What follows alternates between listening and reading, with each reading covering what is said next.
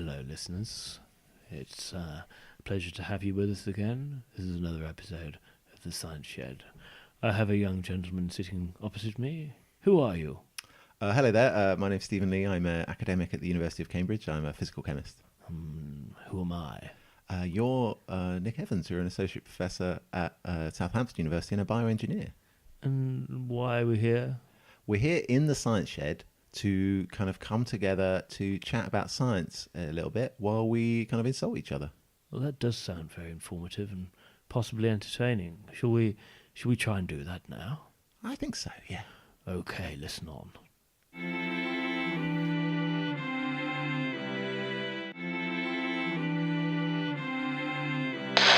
Science Shed! We're in the Science Shed! Science Shed! We're in the Science Shed! Come on, Steve. Bunsen. Burner. Dolly. Machine. Internal. Combustion. Why do we need Steam. Petri? Dishes. Oscar. Base. Isaac. Newton. Transplanting. Science! Hello, Steve. How you doing? Nick, how you doing? I'm all right. Yeah, it's good to be back with you again. Welcome, everybody. Another podcast, but I feel like all we just say at the start of podcasts is it's another one. Like we're constantly surprised that we've managed to get another one out. I don't know why that is. It's quite surprising. We're getting good at it now. Well, that's what you say. Well, actually, we're good at doing it now. We've done it. Like whether it's good or not is different. Yeah, no, I totally agree. But here we are. Yeah, so what we got on the agenda this week? I don't know, right? It's completely unscripted. We don't know. I know a bit about what I'm going to say. I know what I'm going to say. I'm going to surprise Steve with some things that he doesn't know about. I'm very excited. That's a bit ominous. It sounds a bit. Oh, we'll see. Yeah. So we're back in the Science Shed. Yeah, back in the Science Shed. Where it all began, Nick. This is the the site of the very first podcast. I wonder whether that decomposing bird's still outside in the garden. I had a problem this morning before you arrived, Steve. Yeah. We're actually in Southampton in my house again. So I was preparing for Steve's arrival by buying a selection of fine artisan cheeses. Steve's got very expensive He likes to pretend tastes. He's sophisticated. But Exactly, and also some bottles of vintage champagne. Excellent. We'll just have so those he later. was satisfied about being here. I went out of my house, all excited about what I was going to buy, and I forgot my keys. Oh, Nick, you lock yourself out. I did. I locked myself out, and usually I You're normally quite organised with those kind of things, aren't you? I'm pretty organised. I'm normally a Have you got a system? Do you always have the keys in your right pocket? Wallet in the left. Wallet in the left. Left front pocket? Wallet Okay. in the left front. Phone? Phone in the front right. Yeah. Keys in with the phone. Controversial, I So know. you just scratch the screen. Well, no, because I've got a big phone now, which my student I inherited from my You student. should thank them. Yeah, thanks, Dan. Thanks, it's a good Dan. phone. But it's got like a kind of, it's so big that Yeah. it fits, almost occupies the entire Entire width pocket. of my pocket. So then Whole the pocket phone. That's Yeah. the very first world problem, isn't But it? then the keys can go on the right surface where the screen is not. To the back. And because the phone's so big, they can be trusted to remain there. Wow. But this morning, I just didn't think about it. I just left the house. I'd thought about, I'd gone in, I was organised enough to remember to take an old carrier bag with me, but not organised enough to remember my keys. So I tried to get in my next door neighbour's house on one side because she's got a key, and normally we're good friends, so normally she lets. She could help you out. She wasn't there. She's in Bournemouth. So I texted her. Did you break in? No, I went to the other neighbour. On the other side. Also very nice. She doesn't have a key, unfortunately. And she was also in a dressing gown. It's quite early. Well, I want to say early in the morning. It was about 9:30. Okay. But it's Saturday. Yeah, you know? that's allowed. And so I had to go and climb over her fence in the back garden. Oh, and then you left the back door unlocked. Back door was unlocked. Window was open. Well, you Happy go. days. Well, I'm glad we're here. Otherwise, So I'm we've been fully doing it- prepared for you, Steve. I've got everything you need Excellent. to sustain you through another exciting podcast. So I think we should just go for it and get on with it. All right, let's do it. Nice one.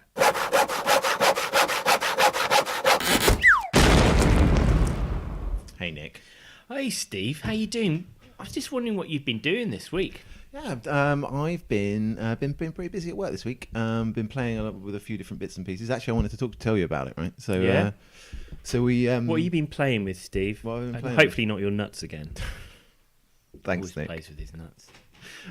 No, I was. So we got this paper accepted, right? Oh you got yeah. one in Nature Communications. Yeah, it's pretty exciting. Congratulations. And we're getting all doing. Quite a It's a bit average, though, isn't it? Yeah, It's fuck you. communicating. Shut your mouth.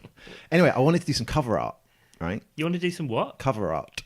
So I wanted to submit a cover art to the journal. So for anyone that doesn't know, when you if you get a paper accepted in a journal, you obviously submit all of the scientific work to it. But on the front cover of that, a bit like Hello Magazine or whatever, but you can actually submit a bit of art or a picture to go on the front cover of that journal. Could you put on like a member of the royal family, like it was Hello Magazine?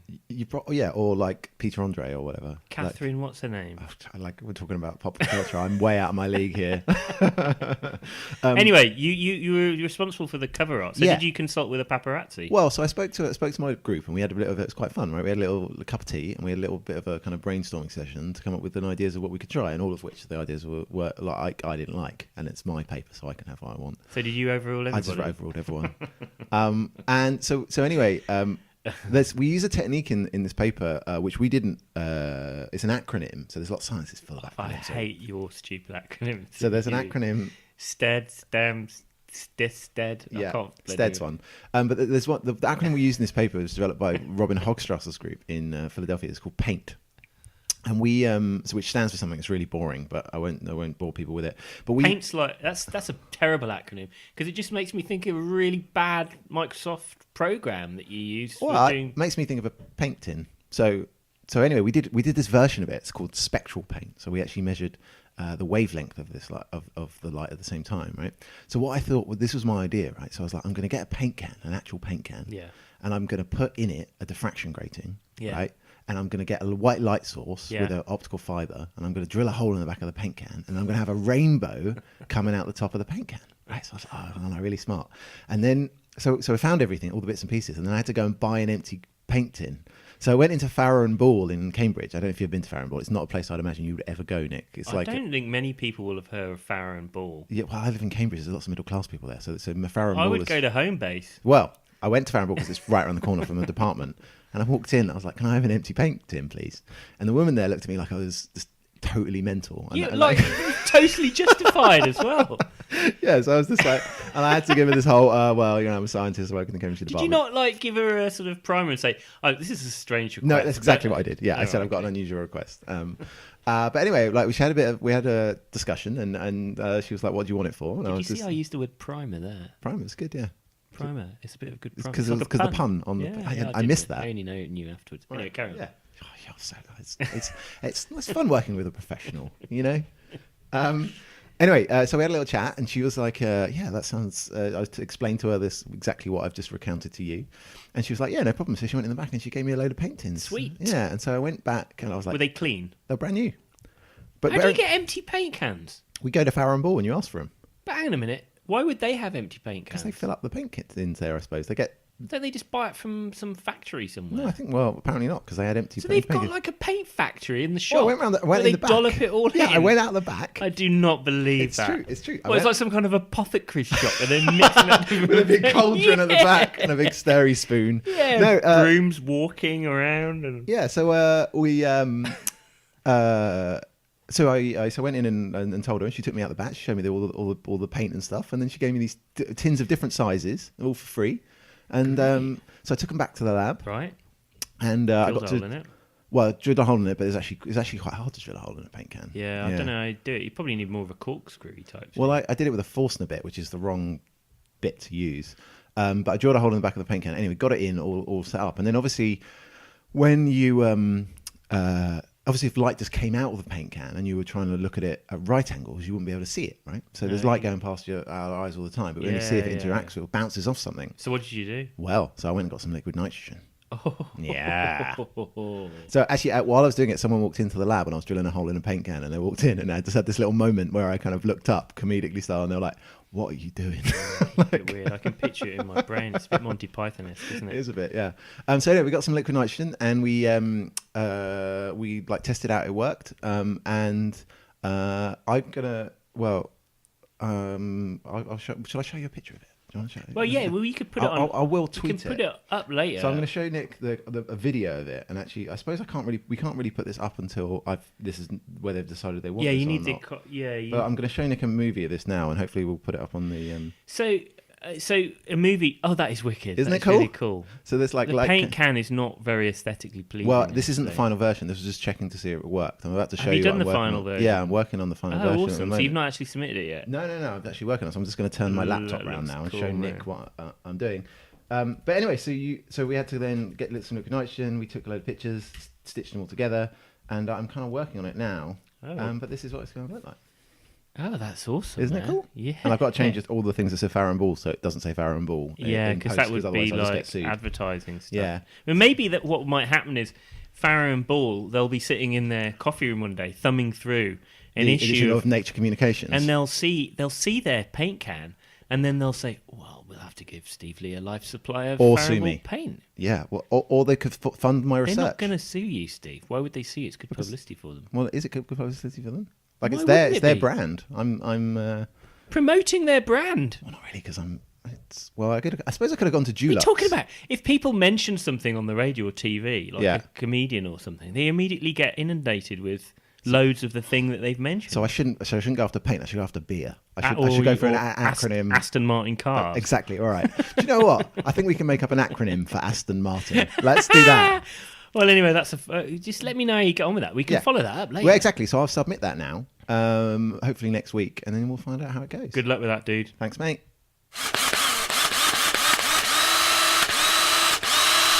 Steve, do you like the Sky at Night?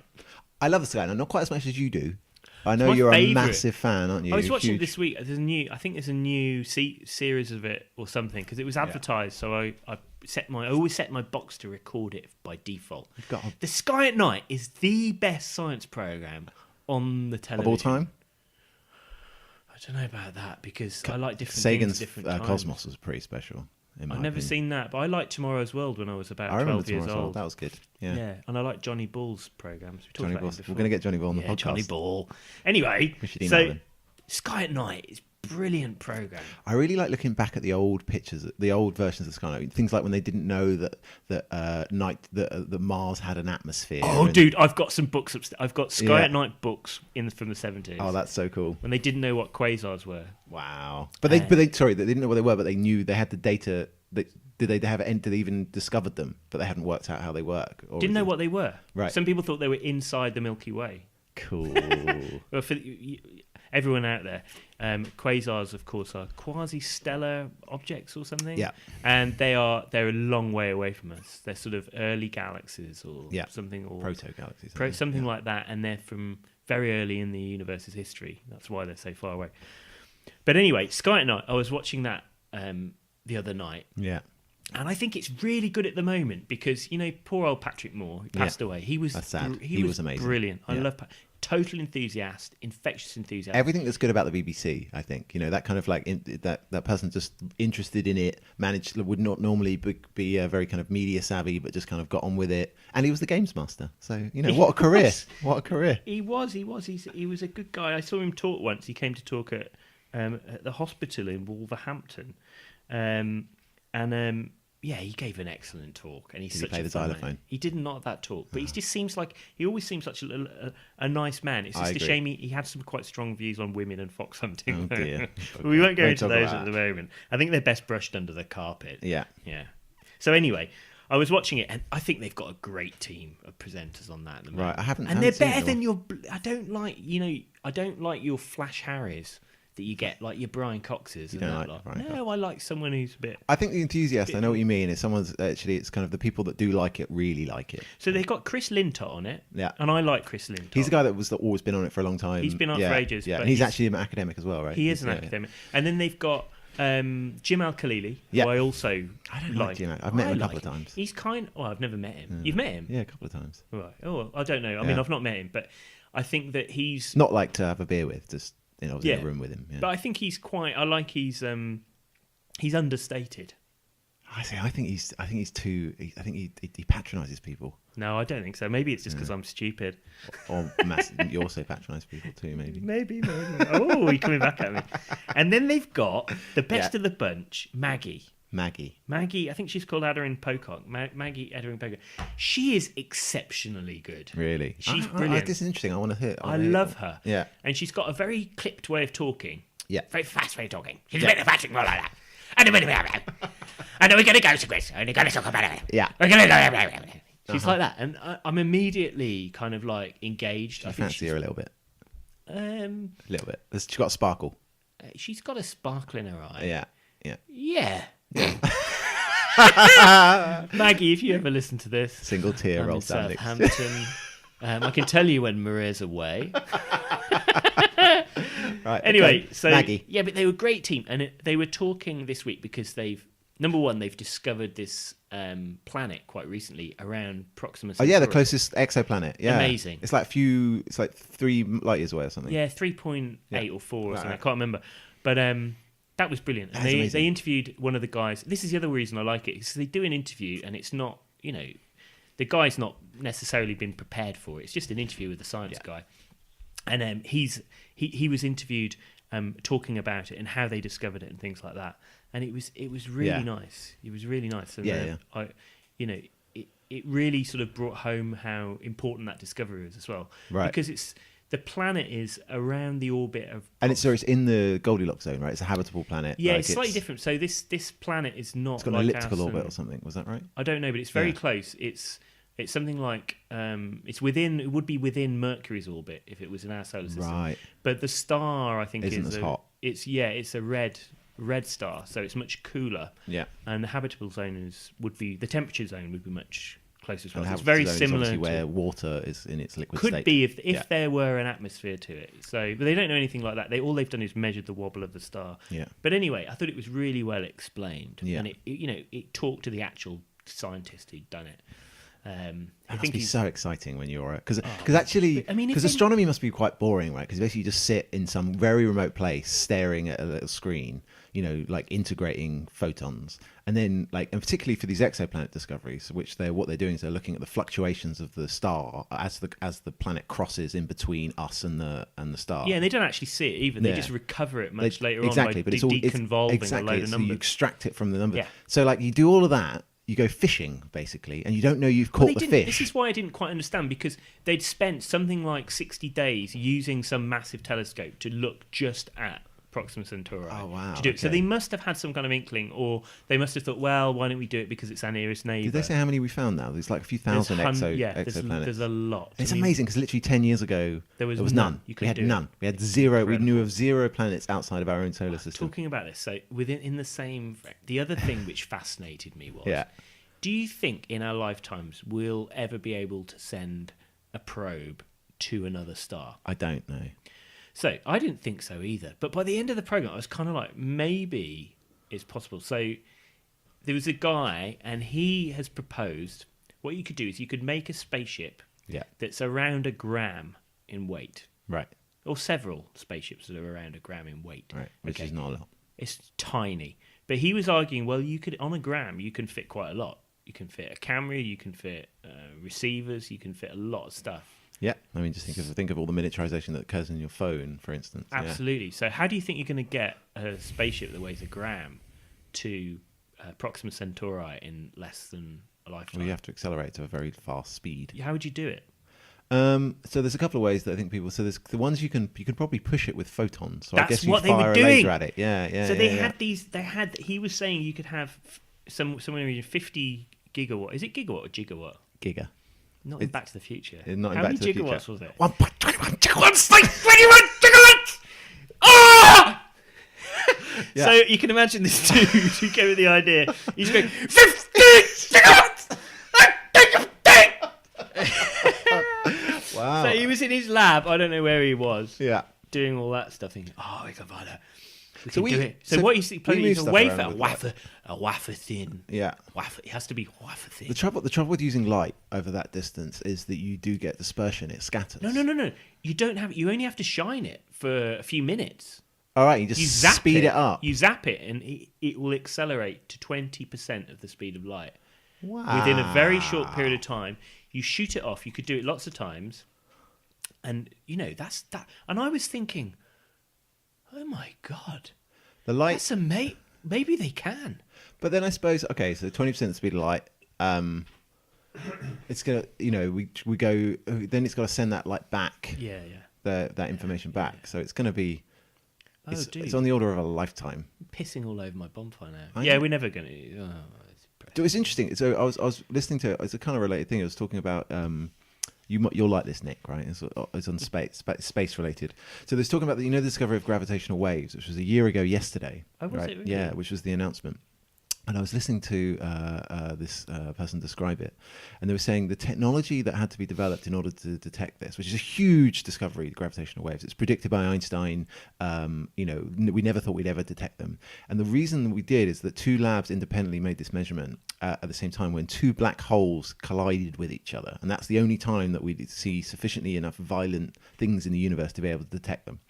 Anyway, the interferometer that measured these things measured the bend of a laser light, to less than the width of a proton in 2 separate labs in order to confirm it. Like, isn't that amazing? It's just imagine the light just bending just a tiny bit, less than a proton. Sounds a bit suspect to me. Amazing. It's like that whole thing with them landing on the moon. Never bloody happened, did it? All right, let's get on with that.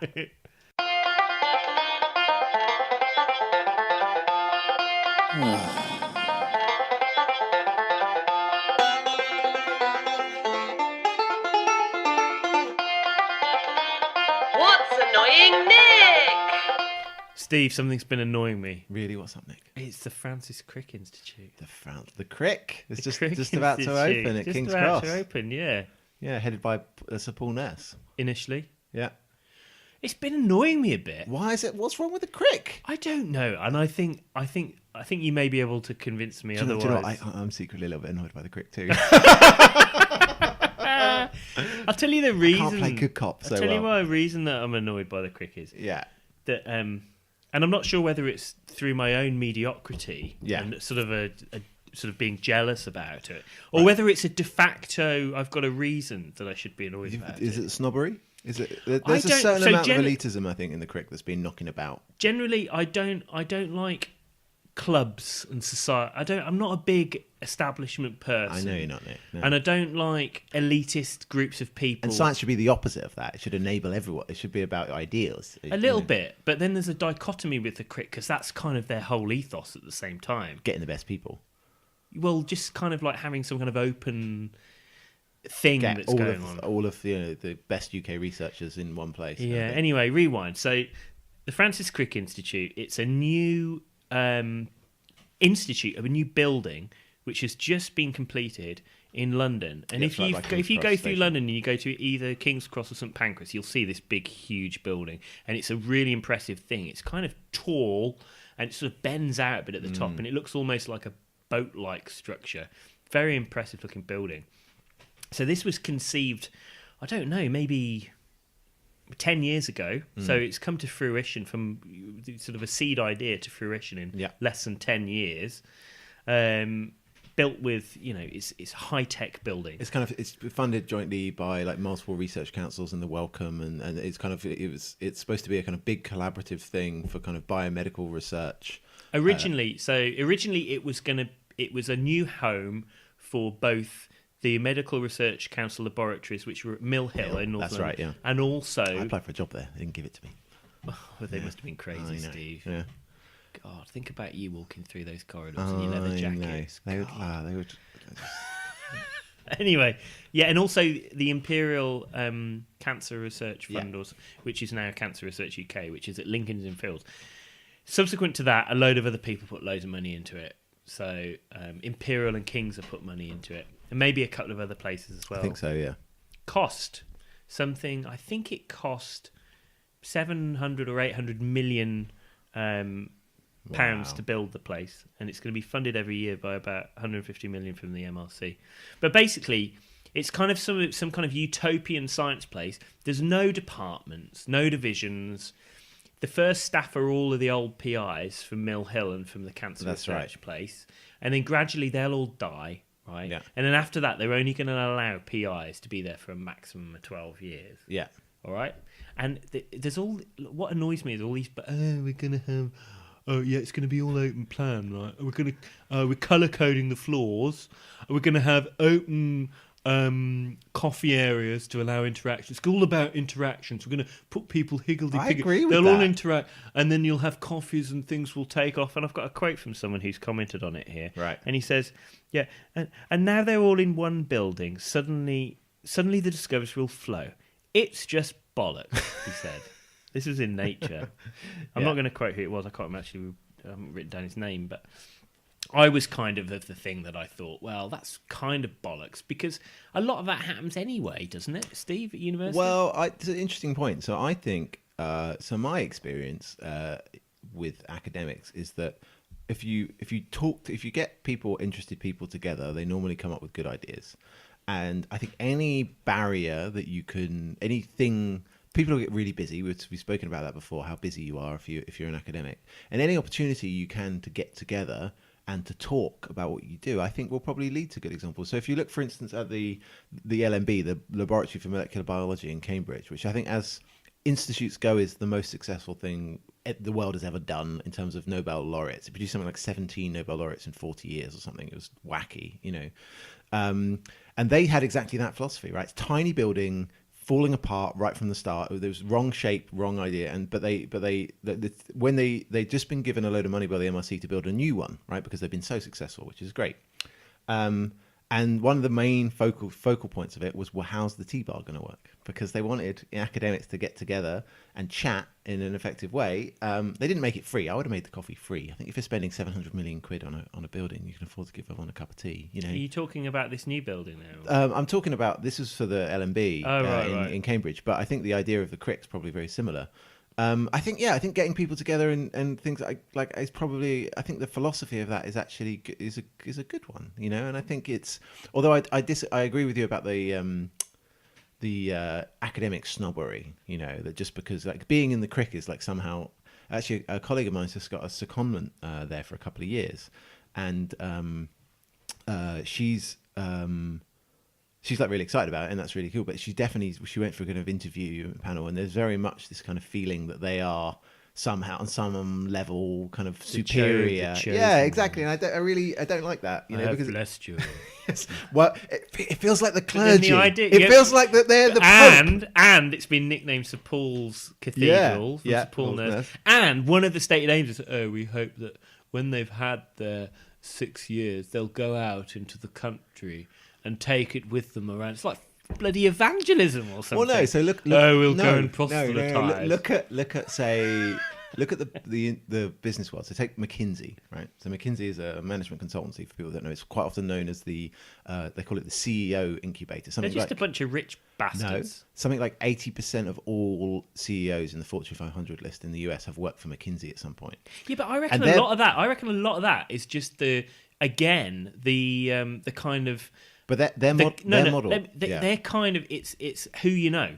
It's one of these things you get contacts. True. Yeah. I think there's definitely a It's professional like people who go to aspect. Cambridge, or they all know each other. A lot of the comedians that go to Cambridge, I like a lot of them, but they're all in touch with each other, and each other, and it becomes kind of a boys shaky hands club. Yeah, but I think so. So if you take my McKinsey example, right? They know when you join McKinsey, you know that 90% of those people will not progress in the company. They will be out within 4 years. But you go in there knowing that, and what that means is because they have that high turnover of staff, those people go on to become CEOs and spread that professional network, and it's actually built into the company that they expect you not to stay. And I think there is a tendency, I definitely have colleagues, I'm sure you have the same, that people kind of get a bit comfortable, in an academic position, you're just kind of doing things over. And I think a turnover of staff is healthy. We do that in business, and in every business does that. In academia, you don't. The only way you leave is by the grave, and that seems a totally unproductive way. First of all, I don't agree with you, Steve, about that. You're because wrong. I think a lot of academics do leave because they get kicked out of the universities. Universities restructure their departments quite often. That often leads to redundancies. It's not that rare, I don't think. I mean, I haven't got any statistics to show, but it happened very recently in one of the London universities, and a high proportion of their staff got trimmed off stead wood. I mean, I'm not saying that that's necessarily a bad thing. Maybe you need to do that from time to time. But that's different from having that built in. That actually built in to the structure, right? If you come in, you're going to be here for 10 years or 12 years, or whatever that number is, and we expect you to leave. So people come into that job with the expectation that it's not going to be for life. Whereas people go into that job that you're talking with, the university restructures, with the expectation that they're going to be there till they're 67. Yeah. And I think that's not helpful to science. I like progress. And actually, you bring me around a bit here because I like the idea of staying somewhere for a limited period of time. Yeah. I don't want to be. Oh, sorry, guys, where I work. But I don't think I want to be there my whole life because it just feels too. It gets a bit stagnant. I'm just a bit of a. I prefer to be a bit more transitory. I agree. I think it's healthy. Another objection people have raised to it is the high cost of living in London and citing it in London rather than somewhere else in the country. What do you think, Steve? So, so it's interesting. So the Crick has got a big, strong structural biology component, right? So they have a lot of electron microscopes and crystallography machines. Yeah, all under the ground, I think, aren't they? Yes, but the issue is that at the moment. Oh, that's another thing that they've done. They've put some instrument on each floor randomly, so that people have to go that's cool. to use. Right. So they have to interact with each other. So they have to go somewhere. So do you know what they've done, right? Is they've realised that scientists are really like socially inept, right? And what they've done is they've had to engineer solutions that require scientists to talk to each other rather than just lacking eye contact and walking around, shuffling your feet around like being an massive nerd, going making the nerd noises. Yeah. But yeah, so all of this. It's interesting that they, that, like you said before, a lot of the MRC was done in Mill Hill, which is a nice leafy suburb of London. And they have all this equipment that's incredibly sensitive spatially, right? That's, that we're measuring things that are on the order of an angstrom, which is, 10 billionths of a meter, very, very small.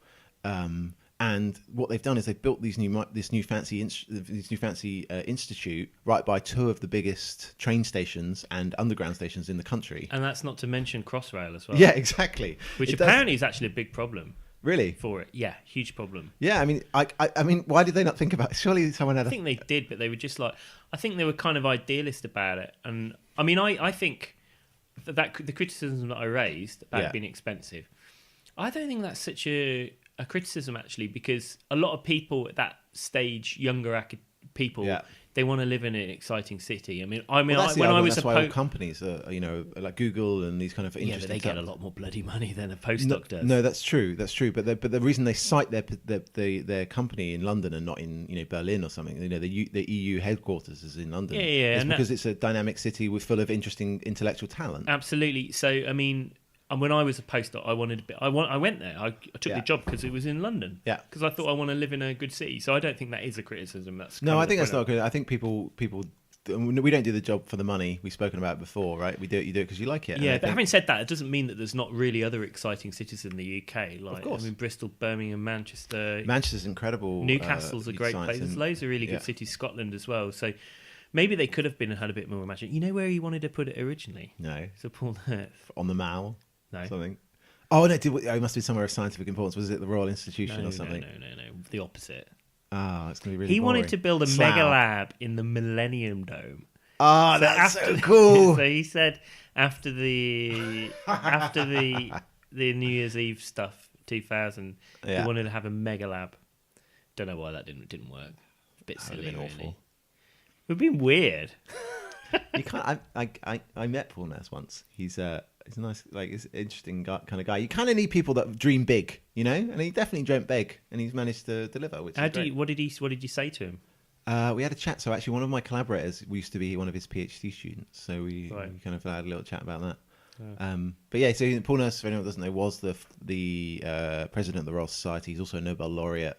He does work in DNA repair. And it was fission yeast, yeah. So he discovered some of the really well-known what are called oncogenes. So they're genes that you have in yeast and in people, but when something goes wrong with those genes, it causes cancer. So the work in yeast became extremely relevant to cancer sciences, basically. And a lot of drugs have been developed off the back of it. He was knighted in 1999. He seems to be a bit of a visionary type guy, but he's now not really. He's a figurehead, really. I think that's true of anyone in that kind of position. It becomes harder. He ran somewhere in New York for a while as well. Right. Okay. Well, I'm excited by the Crick. I think it's good to try new things out. I admit it's a lot of money. It's an eye-watering amount. I bet you resent the people that work there a little bit. Well, I know someone that does now. So do you resent them? Well, actually. Actually, she's going to be one of. We're going to interview her for the podcast. She's going to come on. So I we're going to can't talk. wait. Yeah, isn't that? So she's going to. She's going to be on. We're going to discuss maybe about her research. Maybe we can play her this little conversation prior to starting, and then she'll then never she speak to me can again. tell. Yeah.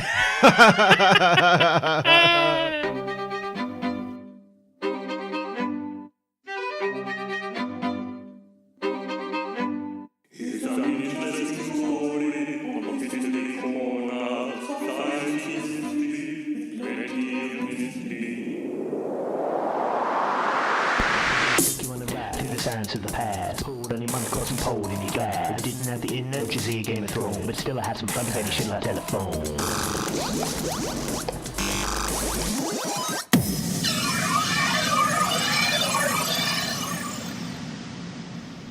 Steve, Nick, do you like poetry? I like poetry. Yeah. Do you? Yeah. I've got a poem for you. Is it a sciencey poem? Well, I was going to ask you, can you tell me what the numerical, mathematical significance of this poem is? Are Okay. you ready for it? So numerical or mathematical, both. Well, I meant what I said. Oh, okay. Sir, I send a rhyme excelling in sacred truth and rigid spelling. Numerical sprites elucidate, for me the lexicon's dull weight. If nature gain, not you complain, though Dr. Johnson fulminate. It's a hard one. It was written by a Fellow of the Royal Society, anonymous, in the year 1905. And math and numerical. Is it something like? Are they all primes? Are they the letters? Are they all? Is that right? You're on the right lines. Are they? Is You're on the right number lines. of letters in each? No, you said I. There's an I in there, so it can't be one. So one's not a prime. Oh, shall I read it again? Yeah, quickly? go on in. Sir, I send a rhyme excelling in sacred truth and rigid spelling. Numerical sprites elucidate, for me the lexicon's dull weight. If nature gain, not you complain, though Dr. Johnson fulminate. I don't know. What is it? Okay, it's something to do. It's a mnemonic for something. Can you think what it might be a mnemonic for? So a way of remembering something. Yeah, I know. Yeah, okay. What might you be trying to remember? In maths. In maths. What sorts of numbers might you have been trying to remember before the advent of calculators? Oh, is it like the like logs tables or sine or something? Close. Something a bit more basic than that, actually. Something more basic than sine waves. I don't know, Nick. What is it? It's a mnemonic for remembering the numbers in pi. Oh, cool. So it starts with Sir 3. Yeah. I send a rhyme excelling 14159, and it goes on all the way till the end. Wow, that's cool. It's a bit silly, really, isn't it? Wow, that's There's pretty. there's a series of other German one and a French one. I'm not going to bore you with it. So but the same idea, the same mnemonic, but they're just in French and in German. Dear or held or alter Philosoph der Reisen Gini. I can't speak German. I'm better at French though. Right, come on in. Que je me faire apprendre un nombre utile au sage. That's my Brummy French black country accent.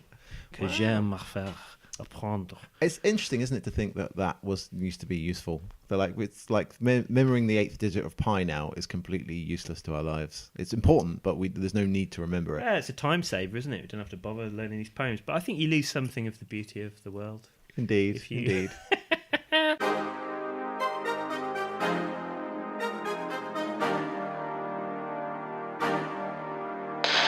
ScienceShed! We're in the ScienceShed!